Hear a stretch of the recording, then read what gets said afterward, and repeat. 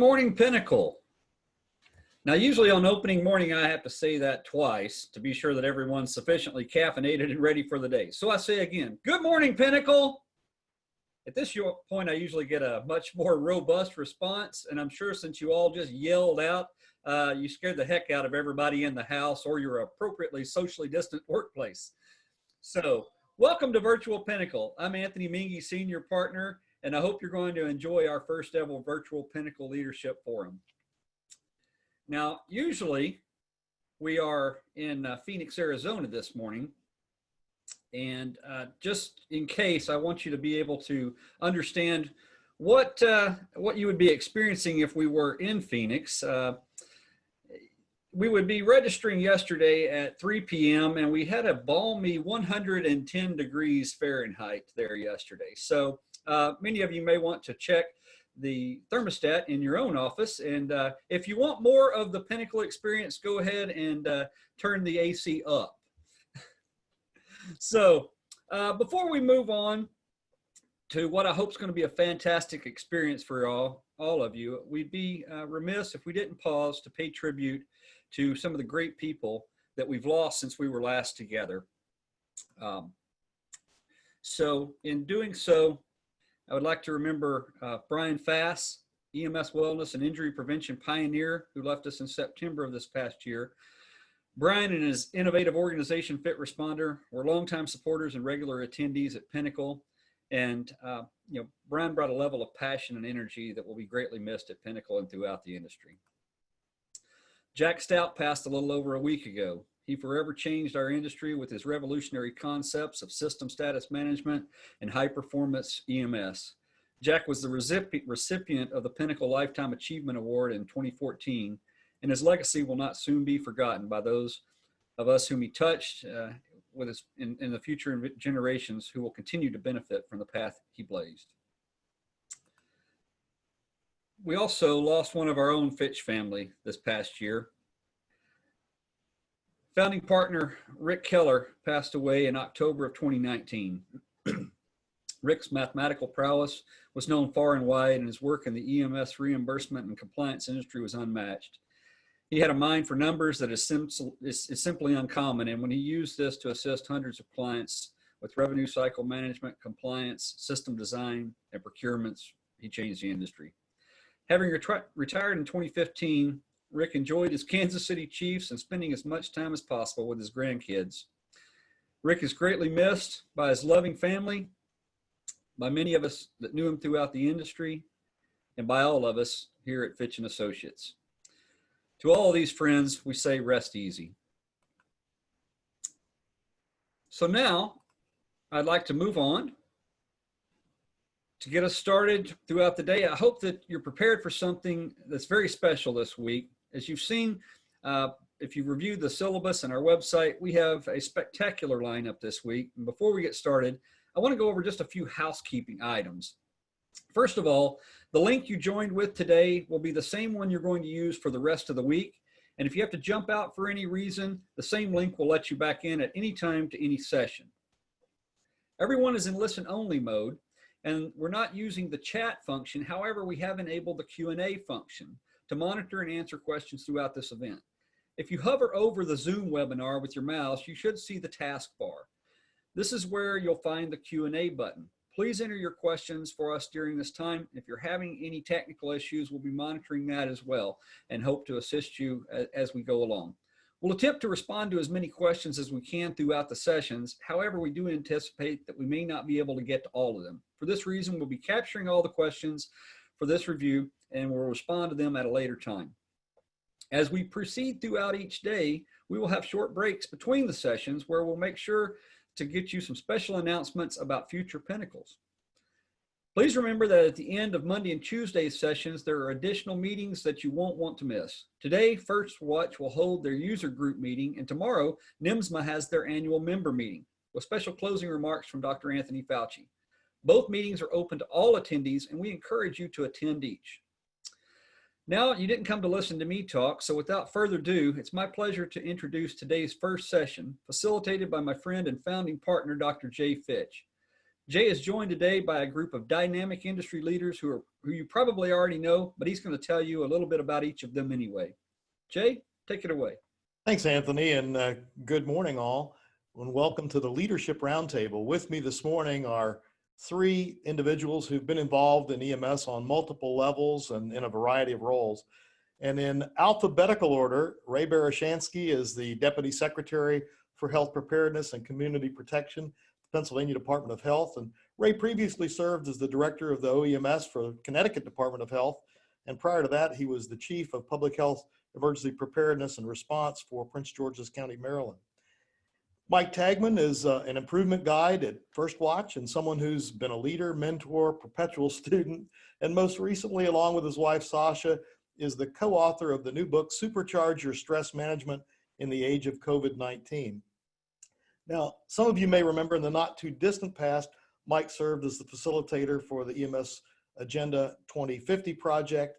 He teaches improvement science at the University of California, San Francisco, and is an instructor with the Emergency Health Services Management Graduate Program, University of Maryland, Baltimore County. And last but certainly not least is Matt Zavadsky, who is the Chief Strategic Integration Officer at MedStar Fort Worth, one of the nation's premier EMS systems, I might add. And Matt has 41 years experience. It looks like 81, but 41 years experience in EMS. It's going to be like this for the rest of the morning, guys. I just got to tell you, we're going to riff off each other a little bit.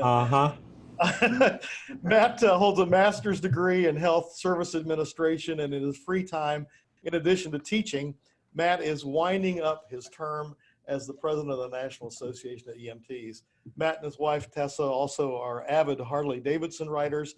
And Matt, I do understand it's not a motorcycle, it's a lifestyle. So exactly right. So let's mix it up a little bit right off the bat. And let me ask each of you to kind of respond, and we'll start with alphabetical order, but probably won't keep any order at all after that. The question is 2020 a bump in the road, or is it the beginning of the end of EMS as we know it? Ray, start us off with that. You got it, Jay, and thanks for having me here today. That's a great question to start off with. For many years, I've been advocating for EMS personnel to speak public health. And I put it in air quotes because what I'm trying to say is I want EMS providers, supervisors, managers, and leaders to understand what public health is and the public health system that they are typically functioning in, whether that's a local, county, regional, or even statewide system. And I think that the question is very interesting in regard to bump in the road or beginning of the end, but I'm going to give a third answer, a modified answer as it may be, Jay, and that's, I view it as an opportunity. I view this as one of the ultimate opportunities for modern day EMS leaders to really grab the bull by the horns, to say, we have capabilities and capacity that many people don't understand. And at the same time, we can take those capabilities and capacity, our providers and what they do, and we could fold it into or assist with various public health functions. This can include contact tracing, disease investigation, vaccinators, you name it. This is the moment, and we're right here. We're seeing EMS providers being on the front pages of major magazines and newspapers for the first time ever. And what we are going through, what EMS providers are going through, being on the front lines of this, is an extremely unique opportunity. Let's not squander it. Mike, what's your take on that? You know, I actually agree with Ray, which may be the only time I do that during this this session this morning. But you know, one of the things that pops to my mind is there's almost a mental model behind the question that we're somehow separate and special. And one of the things I hope for, and I think it was Rahm Emanuel who said, "Never let a good crisis go to waste." And being able to kind of take advantage of this opportunity to realize that, you know, EMS is not separate, and we're not as special as we think we are. We're not separate from law enforcement and Black Lives Matter protesters and critical care physicians and public health officials and the grocery store clerks and bus drivers that we have discovered are essential workers in ways that we never would have before. over the course of the last 6 months. So really kind of, realizing that the entire world is disrupted in ways that we're just beginning to understand and will be understanding for a long time. I mean, you think about our experience right here. We're used to doing this in front of a big audience and getting feedback from folks. And the reality is there's 4 little squares in your living room or your ambulance or your office or whatever, and you're interacting with a group of us, and it is a it is a transformed world. And I think Edward Deming said it best. He said, "It's not necessary to change. Survival is not mandatory." Interesting. Brian, Helen made a good comment while you were speaking, Mike, about how part of what's occurred for their community has been that they've had an improved relationship with the county public health agency, and that's been an eye-opener. But so thanks for that comment. And I want to just remind everybody, you can use what's called Q&A to make comments, and we'll try to make sure we address them as well. Matt, want to ask you the same question. Bump in the road or the end of the beginning of the end? Yeah, and I agree with Ray and Mike. Very spot on comments. Few things in history have and will change our society as much as this pandemic has. Everything has changed. Our interpersonal reactions, the economy for sure, and that's something that we're going to have to address both as providers and as employers.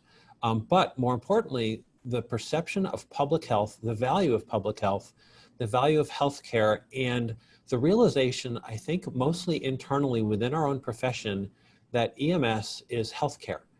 To Ray's point, we are healthcare providers in the field, and we've always had this little debate about, are we public safety, are we public health?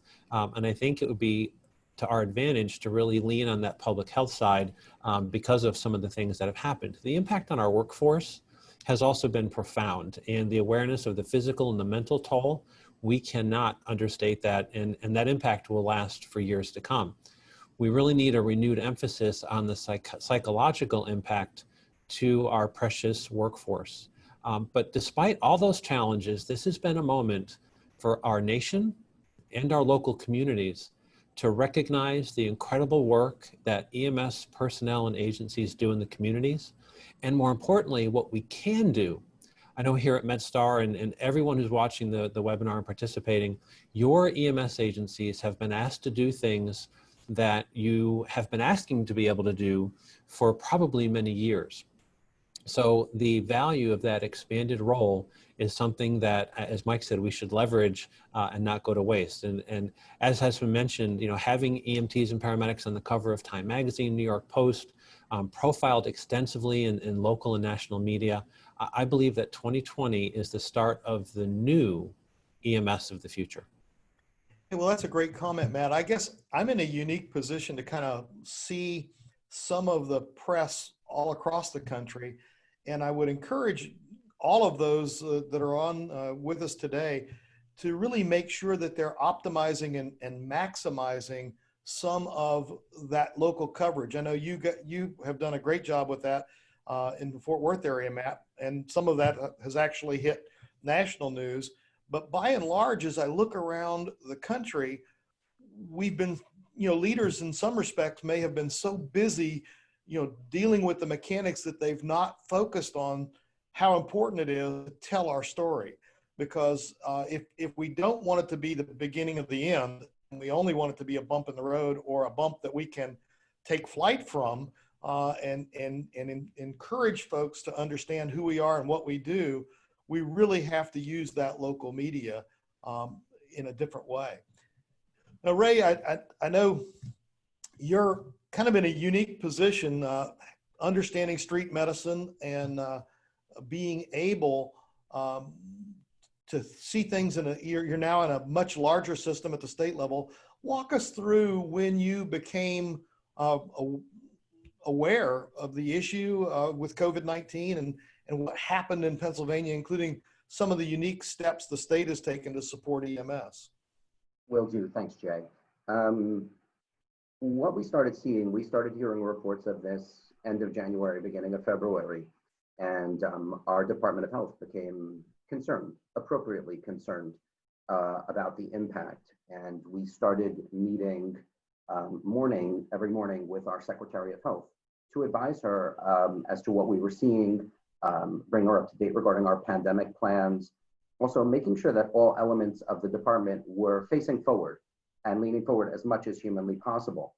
At the same time, I actually want to remind the audience of something just for a moment, and that is that state EMS offices are guided very carefully by state statute, by then enabling regulation, and then even as we trickle down more, by operational policy.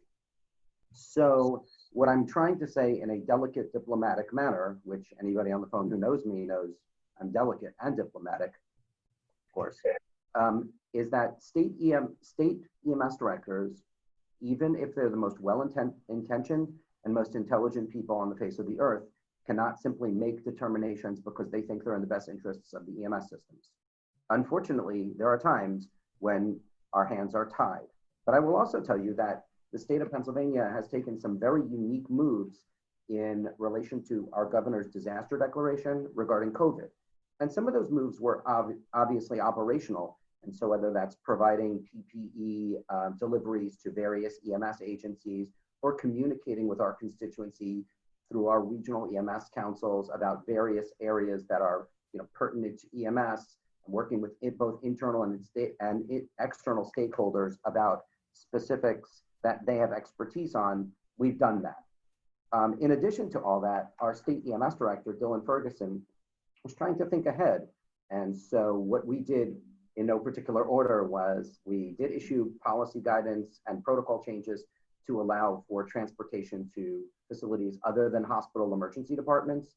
We saw that we were unable to perform psychomotor examinations in a safe manner, and rather than delaying new EMS students from becoming certified, we created an alternative pathway to completing the psychomotor requirement. We pushed off expiration dates for some of our EMS certifications for up to 2 quarters for field EMS providers. Our state EMS director likes to say that we became a replica state without being a replica state. And what we did was we have allowed out-of-state but licensed EMS agencies to come in, as well as that they have licensed EMS providers as well, to make sure that our system is not overwhelmed. And one of the other things that we did, Jay, was we issued a regulatory exception permitting all EMS providers who've expired within the last 5 years to return temporarily with only an application and a background check. Wow. To date, we're nearing 300 providers who have returned under this very program.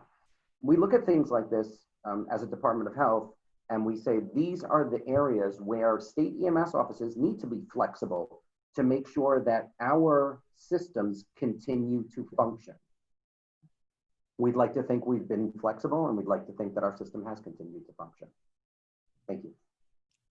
Well, Matt, and there have been a couple of really good comments. Alan just made a good comment about how, public health awareness and education is really required at the executive level as much as at the field level, just because that's so important to us. Matt, you in just thinking about how COVID-19 and the response, we heard Ray talk a little bit about the state. You're from a hotspot in Texas. Tell us how MedStar has been dealing with COVID-19. So, Jay, it's been a bit of a roller coaster. We, like everybody, we prepped for this tsunami of patients that were coming. So we implemented a number of different protocols to help preserve healthcare system capacity, developed surge plans, alternate staffing, and we quickly recognized the fragility of the supply chain. Ray, in case that means that it was a fragile supply chain, just want to make sure that fragility might be a term that's new to you, but just teasing. And making sure that we're able to do that. We also worked very closely with our Office of the Medical Director to implement not only safe infection control procedures in the field, but also to do things like treat in place and treat and refer for hemodynamically stable COVID suspected patients, all that sort of stuff. We experienced a 20% decrease in response volume, a 30% decrease in transport volume. For a team of folks here in Fort Worth that are used to managing 300 to 400 calls a day, the low volume itself was a bit of a stressor for everybody. For the field staff, it was a little bit boring, I know I've spoke with many crew members that said, gosh, I only did 2 calls yesterday. It's terrible. We need to do more calls.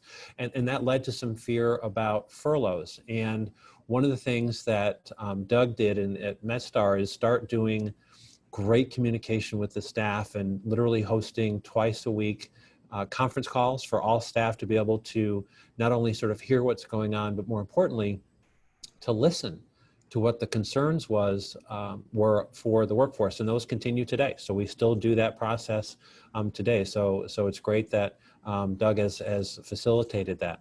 We're also very concerned, we became very concerned and still are about the finance issue. We're going to talk more about that later, I believe, but the reduction in call volume and the dramatic increase in expenses was a big issue.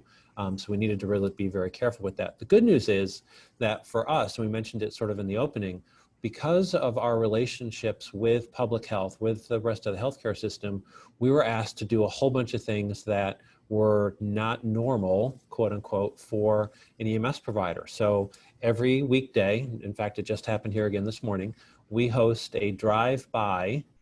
We used to say drive-through, but somebody actually tried to do that, so we don't say that anymore. A drive-by testing site here at our headquarters where anywhere from 10 to as many as 30 healthcare workers and first responders who've been directed here by the health department come through, and our mobile healthcare team literally does the swabbing and sends those out to be tested so people can get to work more quickly. We also do that in the home for PUIs at the request of the health department, as well as healthcare workers.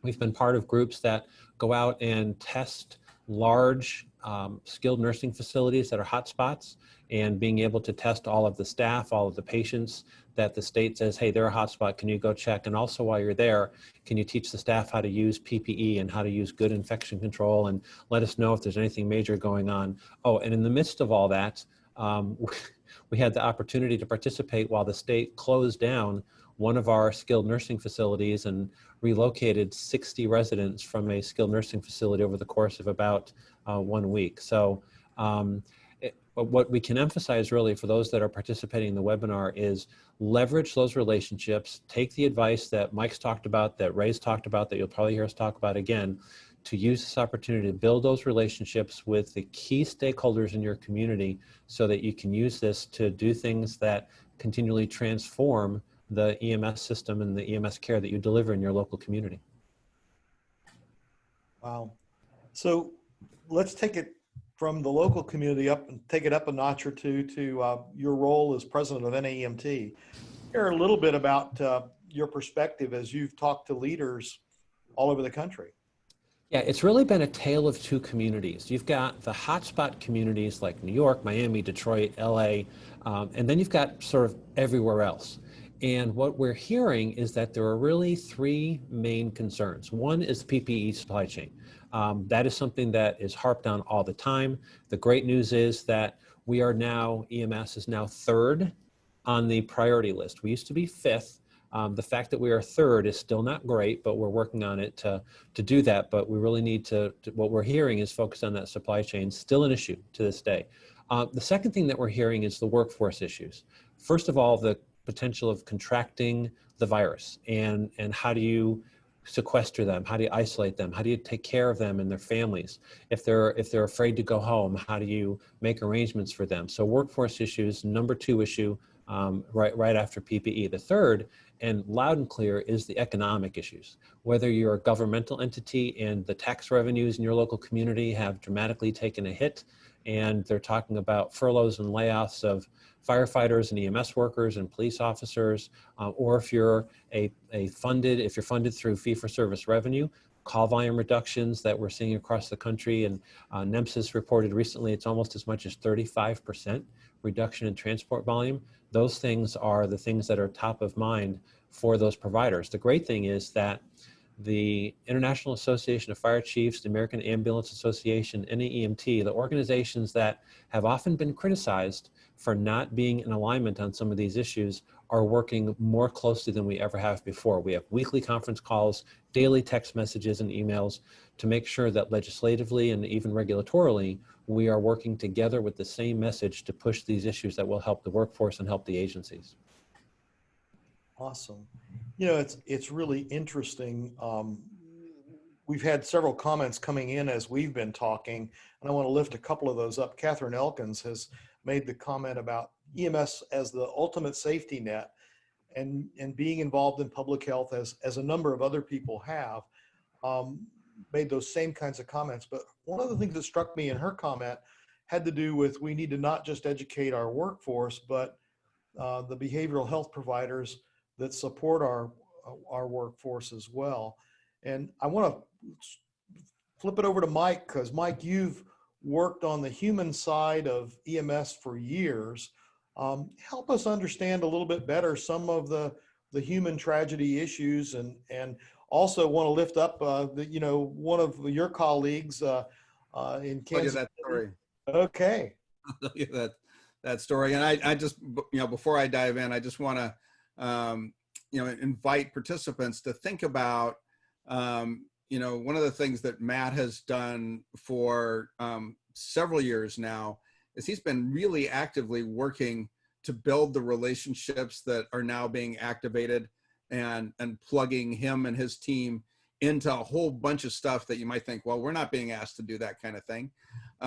So, using this as an opportunity to learn from him and build some of those relationships and plug in is huge. And then as I was listening to Ray, I was thinking, how come he's not running every state's EMS system and public health department, and being able to enact legislative strategies that really have a true system view of things as we go along. And you mentioned Jack Stout's passing earlier, and Ray, your ability to kind of see all the parts of the system and fine tune and take action quickly on all the pieces is the kind of thinking that Jack did, and is exactly the system level thinking we need now.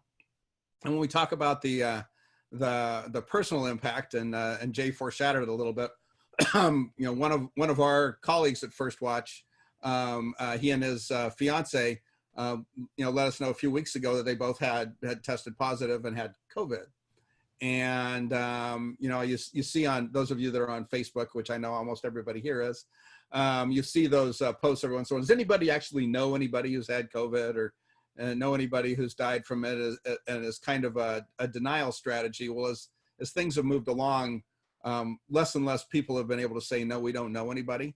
And when Dave let us know, and he's been public about this, so we're not violating HIPAA in any way, shape, or form, but he said he had fever and kind of lost the taste and whatnot, but was sick. But his girlfriend had more muscle aches and was feeling worse. So that night I FedExed him a pulse oximeter because he's got a law enforcement background. He's not a clinical person, and he's like, I said, so just check it a few times a day, and as long as you're over in the high 90s, you're good. So he would text me every couple of 2 or 3 times a day. I'm at 96, I'm at 97, I'm at 98, I'm 96, I'm 95. And then he's like, I get a text, he said, and my fever's gone to 107 and my O2 sat is 72, and before you ask, I'm already on the way to the hospital. And he wasn't short of breath yet.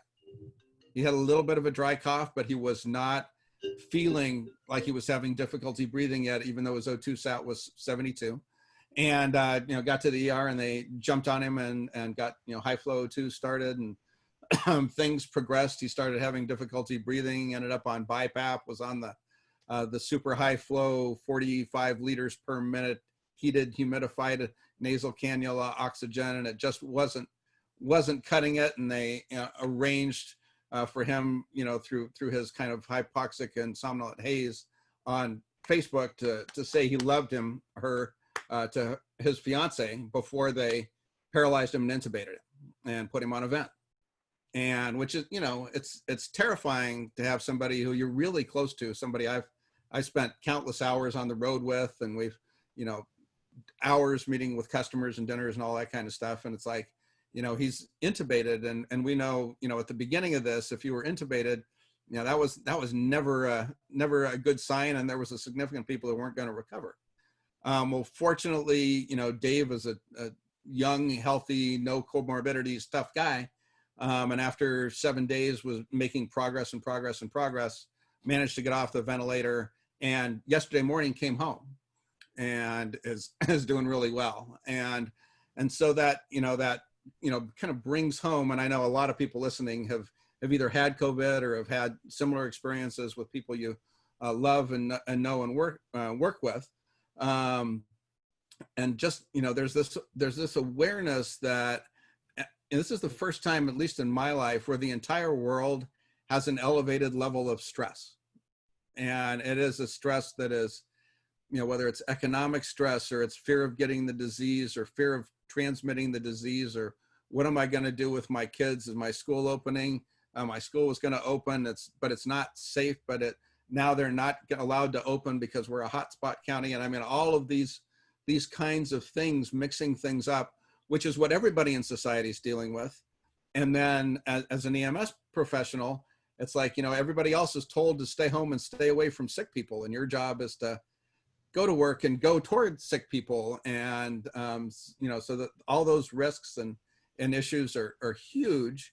And without having the ability to, real time be able to dial down your stress, have the resilience to be able to manage your sympathetic nervous system response, activate your relaxation response regularly in the middle of work, when you're off work, and those kinds of things.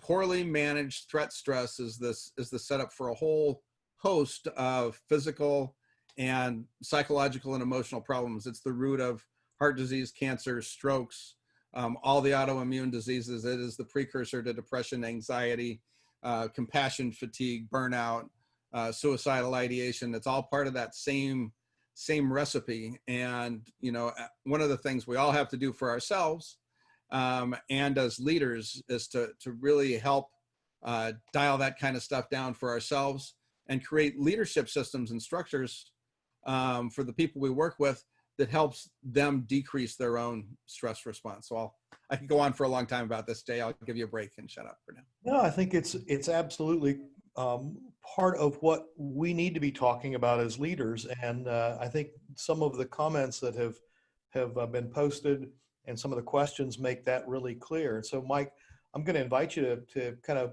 go back and take a quick look at some of those and see if we can respond to them, because I really, and we may go back. Let me jump back for a moment. We'll come right back to you, Mike, but I want to go back to a comment that Matt made earlier, because that's where some of the questions that I'm seeing are focused, and about how, COVID may have opened an opportunity for us to really be a more recognized participant in public health. And Doug Copus's question is really, he's interested in the group's thoughts on maybe the bigger impact as part of the larger healthcare system.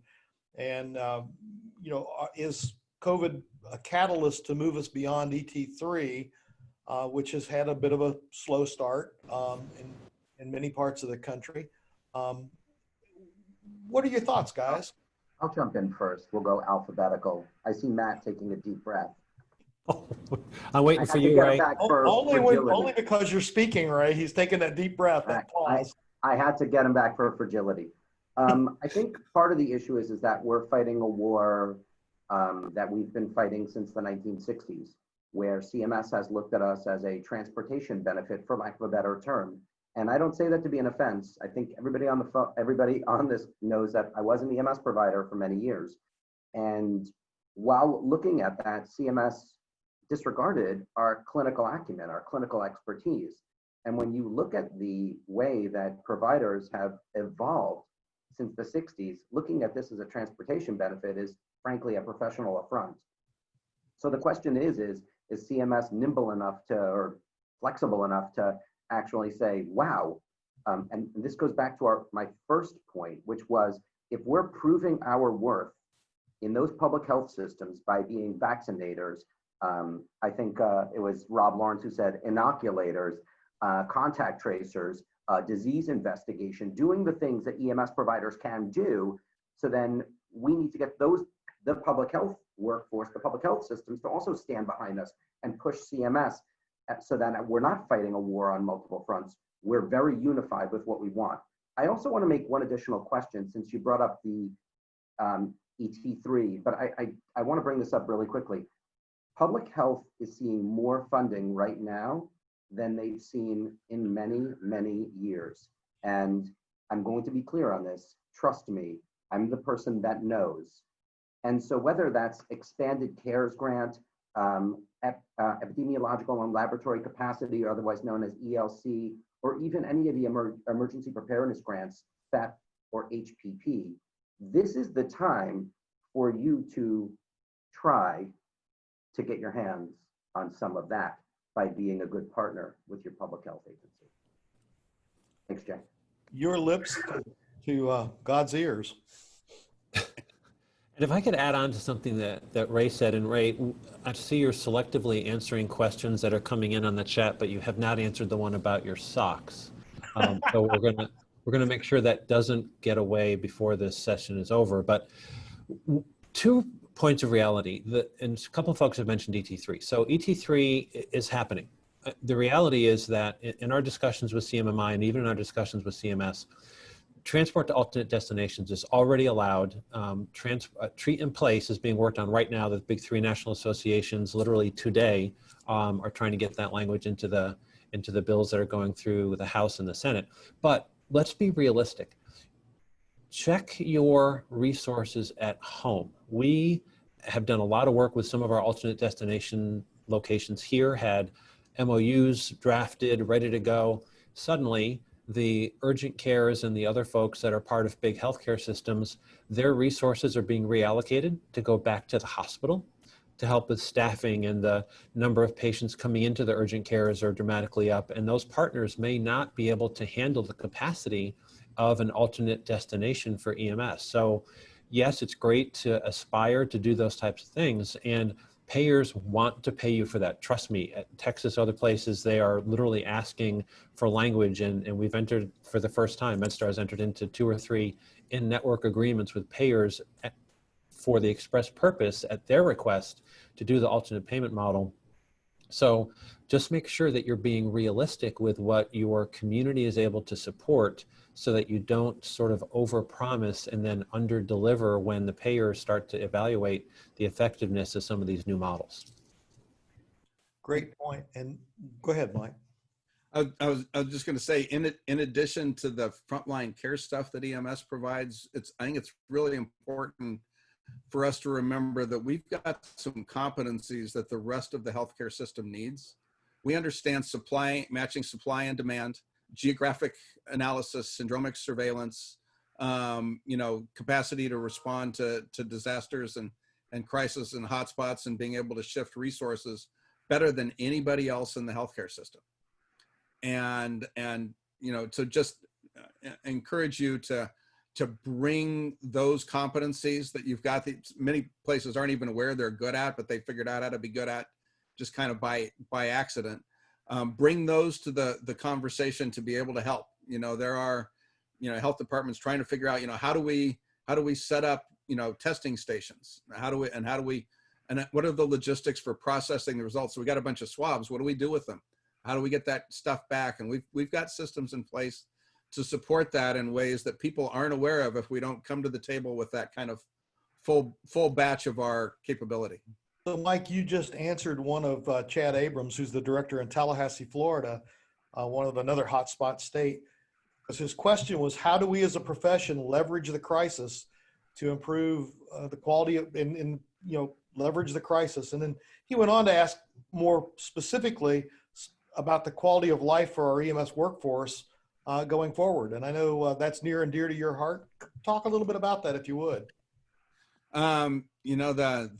The challenge, and when you're managing a big disaster, when I was running the system in Alameda County, we had large riots on a pretty regular basis. And one of the principles that we started right at the very beginning of dealing with any event is, how are we going to relieve people and replace and get people off, so that we don't end up with those people who've been in the middle of a hot zone for 36 hours without sleep and pee or food or any of those kinds of things. So this this is a long haul situation. People describe it as a marathon. This is an ultra Forrest Gump style marathon that we're dealing with around this particular pandemic. So planning for the emotional, psychological rest, all of that kind of health for people for the long run has got to be an essential part of our plan. And we also really need to think about our HR supply chain.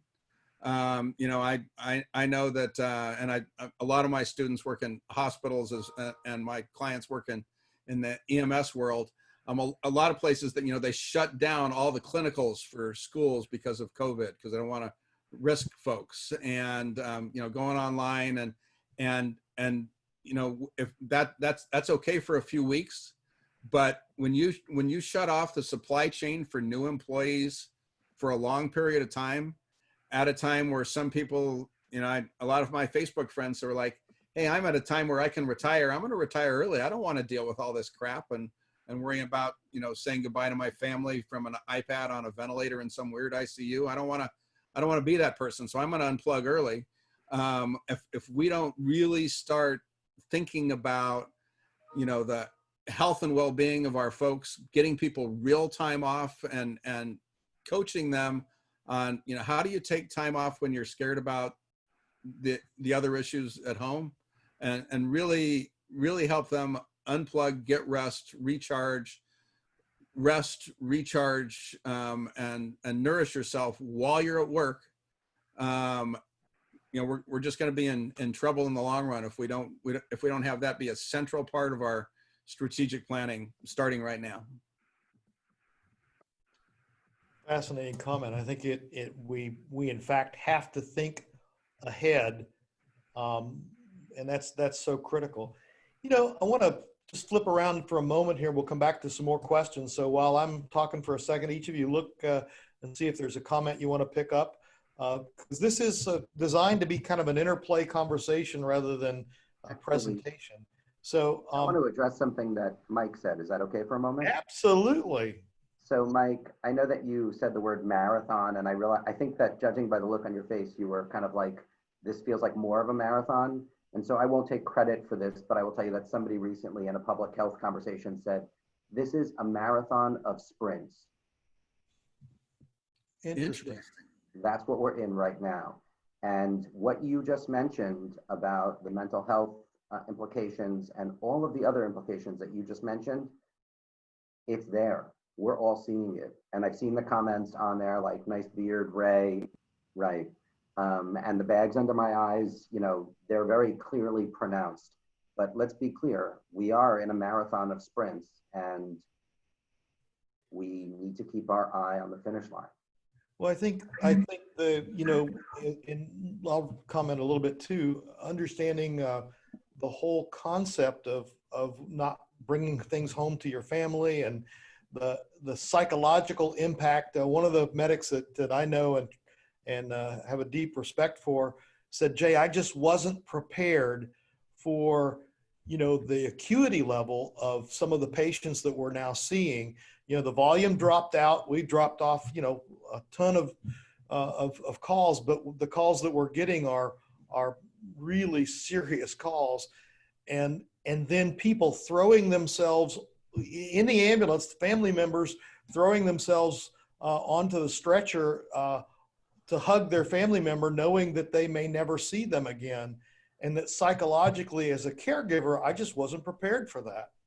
And I think that's part of what we're thinking about and have to be thoughtful about as leaders of what, folks who are so pressured, and the sprint concept, when I think about some of the folks who literally are only getting a break when their ambulance is at the gas pump because of the nature of the criticality of the calls, my heart goes out to them. And we have to be, as leaders, I think, far more engaged and making sure that caregivers understand that we're there. And that means being on the front line with them. It means, putting the uniform on and getting on a truck. And if you can't do that, at least getting out to the stations and spending more time, even though we're all feeling the need to quarantine and have downtime, we've got to be the support team for our frontline caregivers. Jay, there's a neuroscience concept that's really helpful for leaders to remember, and it's referred to as the open loop nature of your limbic system. Where usually you see pictures of the brain and anatomy books, and this little limbic system there, and it looks like that's the part in the middle of your brain, and it actually is relational, and your emotions are contagious, and if you as a leader are constantly hijacked and stressed out all over the place, that gets communicated to your team. And if you're able to be cool and relaxed, that gets communicated to your team effectively as well. And the thing to keep in mind is that, it's like you're in the front car of a roller coaster, and everybody who's in the cars behind you gets to go on the ride with you. And in this day and age, I mean, I like roller coasters, but I don't want to take people on a roller coaster ride. I want to take people, this should be it's a small world, not Space Mountain, for folks. And part of the way to do that is taking care of yourself and having strategies that you can use to dial down your own fear, change your fear into excitement, terror, and turn it into opportunity. And really project not BS optimism, but real, this is tough. We're going to get through it together. Let's work it. That aspect of leadership is so vital at this point in time. Jay, if I can add something, the acuity that you and Mike and everybody have talked about, on one hand, we've got an increasing role in prevention, public health, and the things that Ray is helping to teach us all we should be a part of. On the second half of that, we have this dramatic increase in a lot of communities in the high acuity calls, the cardiac arrests, we did a brief survey of the AM High members, and almost 3/4 of them have seen dramatic increases in cardiac arrests and patients not wanting to go to the hospital even when they're having STEMIs because they don't want to die alone in the hospital and those types of things. But that's something that leaders, the folks that are on this webinar, are going to have to address. How do we simultaneously become more involved in prevention and public health while at the same time managing the increase in these high acuity calls, and maybe in some cases preventing those high acuity calls from happening if we can? That's another great role in public education. We've done a lot of that in our local community here, really messaging the fact that we don't want people to be afraid to call 911 or be afraid to go to the hospital.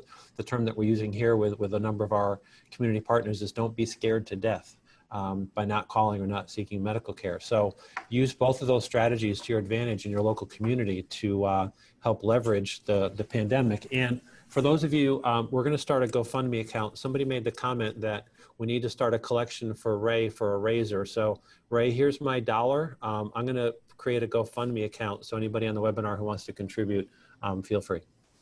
We have to keep it light, but at the same time, thinking about strategies that are helpful in addition to Ray's razor.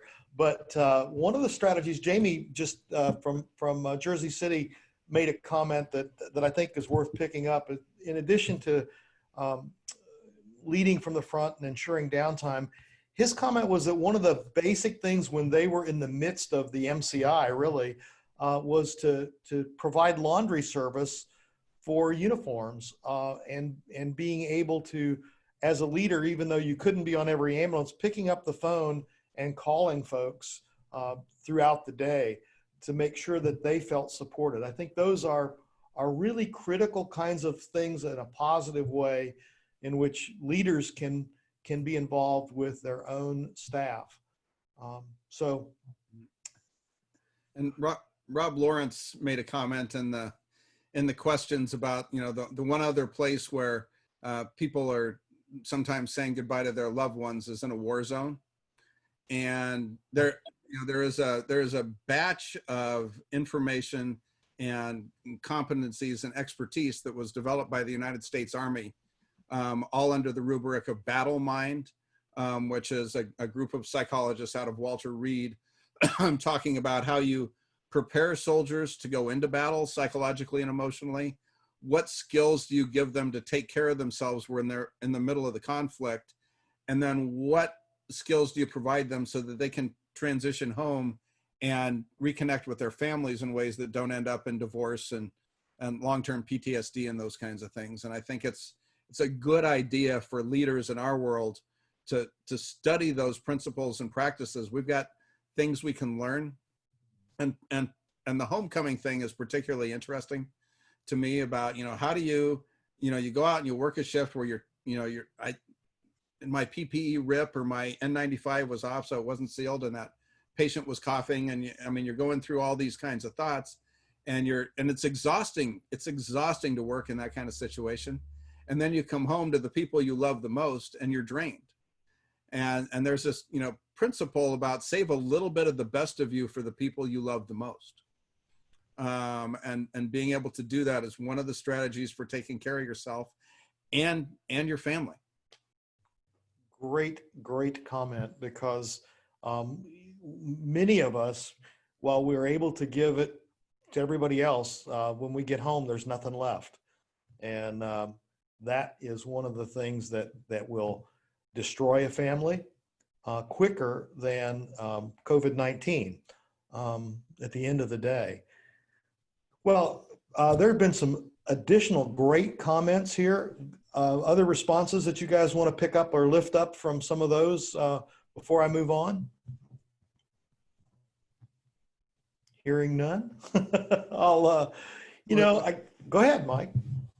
Well, there's one question here from Megan that said, any tips for de-stressing for those of us who would normally go to places when we're off shift and are now unable to do so for various reasons? So that there are definitely a few. And this is one of my favorites, for when you're at home, when you think about the first time in your life where you were really not stressed. It was before you were born. And when you were in your mother's womb, you were warm, you were surrounded by water, you were soothed rhythmically by the heartbeat, vibrations, and sound of your mother's heartbeat. And there's really good neuroscience research, a lot of it from Bruce Perry in the great state of Texas here. But if you kind of recreate that experience, it can be better than a vacation. So putting on a bath or getting in a hot tub, whatever it is, dimming the lights a little bit and putting on a soundtrack of music that has a beat rate of between 60 and 80 per minute. And if you're interested, any of you send me a note, I'll send you a playlist of songs that are fun, that are at that rate. And it sounds weird. I know I'm telling everybody on this deal to go take a bath, and it's true.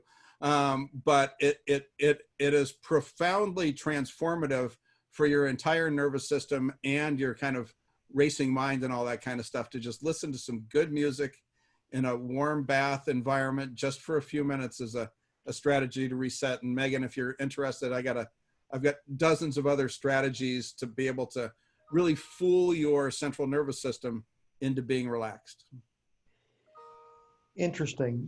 There's, I don't know if we're at how deep we are in the first wave, whether we're nearing the end of that or in the second wave or waiting for it. But Chris Carlson made a comment that I think helps me think about how we prepare. And his comment that I'd like you to kind of respond to and riff off of a little bit is, it strikes Chris that we've had many of these same conversations before, especially immediately post 9/11.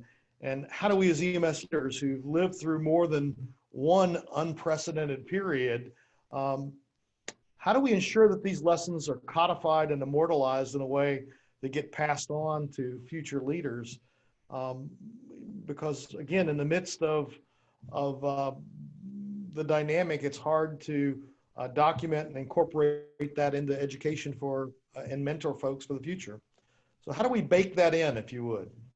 So I actually want to jump on something that I think it was Mike Pointer from Kentucky said in the Q&A, and he said that he had developed more relationships with more people in the EOC and other areas in the last few months than he has in the past couple of years.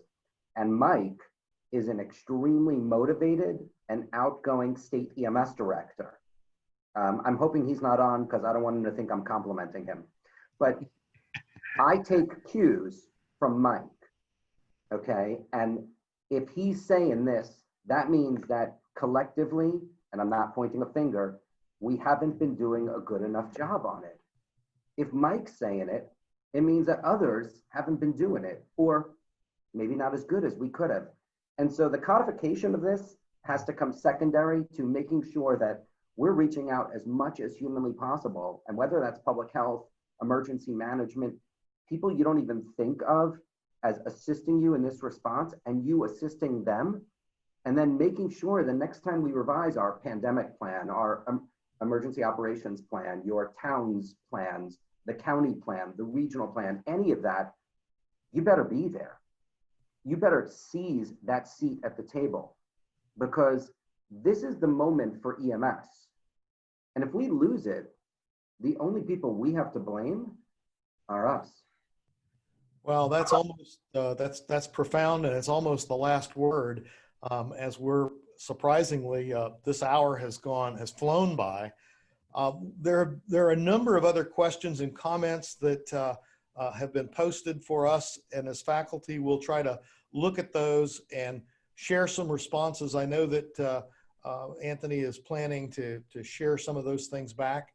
And I guess I want to thank our panel here, our leadoff panel with Ray and Mike and Matt.